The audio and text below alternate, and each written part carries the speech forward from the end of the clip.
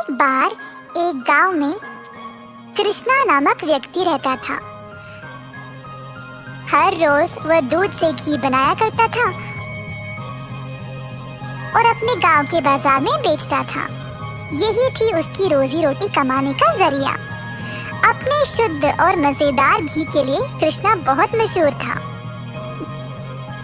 घी ले लो, शुद्ध देसी गाय का घी ले लो, घी ले लो, घी ले लो।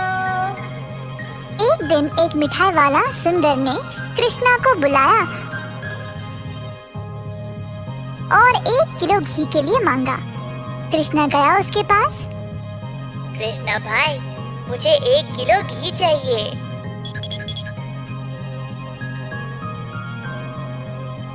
कृष्णा घी को तोलने लगा। जब सुंदर ने देखा कि घी कितना शुद्ध था, तो वह अपने आप को रोक ही नहीं पाया। सुंदर ने और घी लेने का निर्णय लिया। रुको कृष्णा, मुझे तुम 1 नहीं 2 किलो घी दे देना। पता नहीं बाद में बचेगा या नहीं। तुम्हारा घी सबसे शुद्ध है और मुझे स्वादिष्ट मिठाई बनाने में मदद करता है।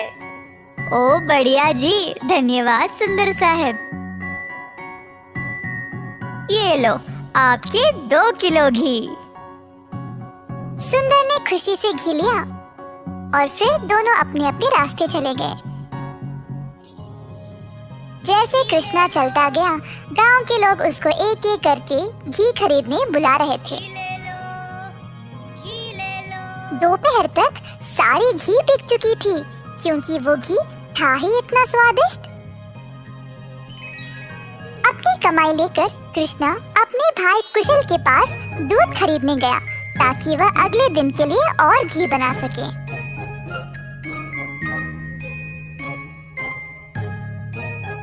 हर रोज कुशल देखता था कि उसका भाई बहुत घी बेचकर अच्छा पैसा कमा रहा था और उसका कारोबार दिन पे दिन और भी ज्यादा बढ़ने लगा।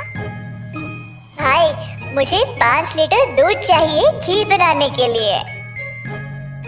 ओह, अभी तो मेरे पास नहीं है 5 लीटर। क्यों ना तुम शाम को आ जाओ, मैं तुम्हारे लिए बाजू में रखूंगा। कृष्णा के निकलने के बाद कुशल की पत्नी उसके लिए पानी लेके आई। देखा कमला, कृष्णा की तो किस्मत ही बदल रही है। दोपहर में ही इसने सारी घी बेच डाली और दूध के लिए वापस आया था। आप तो सारा दूध इनको ही दे देते हो ना, क्यों ना इस बार आप दूध में थोड़ा सा पानी मिला के दो। इस तरह हम भी ज्यादा पैसा कमा सकते हैं।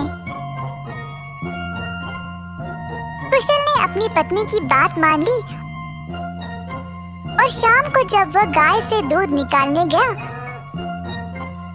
तो उसने दूध में पानी डालकर कृष्णा के लिए बाजू में रखा। अब कुशल रोज यही करने लगा। धीरे धीरे वह पानी की मात्रा और भी बढ़ाने लगा। अब कृष्णा इस बात से अनजान समझ नहीं पाया कि उसकी घी की शुद्धता दिन पे दिन कम क्यों होती जा रही। इस वजह से उसके बहुत सारे ग्राहक भी कम होते गए। अब कृष्णा दूध की गुणवत्ता को जांचना चाहता था, तो उसने दही जमाया। जब दही जमा, तो उसने ऊपर इतना सारा पानी देखा।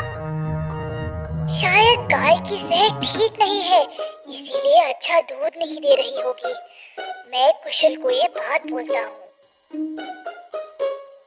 जब कृष्णा कुशल के घर गया, तो उसने अपने भाई और उसकी पत्नी को दूध में पानी मिलाते हुए देख लिया। अब उसको समझ आ गया कि उसकी घी की शुद्धता इतनी कम क्यों हो गई थी। ना जानते हुए कि वह क्या करे और बिना कुछ कहे कृष्णा वहां से निराश होकर चला गया। अब कृष्णा ने अपनी कमाई से 2 गाय खरीदे और खुद दूध निकालना शुरू किया। अब फिर से कृष्णा अच्छी वाली शुद्ध घी बनाने लगा। कृष्णा ने अपनी एक छोटी सी दुकान खोल ली, जहाँ पे वो शुद्ध देसी घी बेचने लगा। उसी समय सुंदर उसके पास आया और बोला, हाय कृष्णा, पिछले कुछ दिनों से घी कुछ ठीक नहीं है। मेरे मिठाइयों के लिए अच्छे ग्राहक थे, केवल आपकी शुद्ध घी की वजह से। उम्मीद है अब आप अच्छा घी बना रहे हो। मैं चाहता हूँ कि मेरे ग्राहक वापस आ जाएं। आप ये दो गाय देख रहे हो, ये मैंने ही लाए हैं अब खुद दूध निकालने। अब से मैं ही दूध निकाल रहा हूँ, तो आज से घी भी सबसे बढ़िया मिलेगी। जैसे दिन बीतते गए, अब कृष्णा से और लोग घी खरीदने लगे। कुछ ही दिनों में कृष्णा ने और गाय खरीदे। उसने कुछ नौकरों को अपनी दुकान पर काम पे भी लगाया, हाथ बटाने के लिए। अंततः कृष्णा काफी अमीर बन गया और ईमानदारी से अपना कारोबार चला रहा था। इसी दौरान कुशल, जिसने अपने ही भाई की प्रतिष्ठा को बर्बाद करने की कोशिश की, गांव में अपने मिलावटी दूध के लिए पकड़ा गया। अब कुशल दूध भी नहीं बेच पाया और जल्द नुकसान में पड़ गया। उसे समझ नहीं आया कि अब वह क्या करे। कुशल को अपनी गलती का एहसास हुआ और अपने भाई से माफी मांगने गया। उसने कृष्णा से भीख मांगी, माफी के लिए और नौकरी के लिए, ताकि वह अपने कर्जों को चुका सके। दयालु कृष्णा ने तुरंत अपने भाई को क्षमा कर दिया और गायों और कामगार की देखरेख के लिए काम दे दिया। इस कहानी से हम ये सीखते हैं कि दिल से माफी मांगने वाले को माफ कर देना चाहिए और हमेशा एक अच्छी प्रतिष्ठा रखनी चाहिए।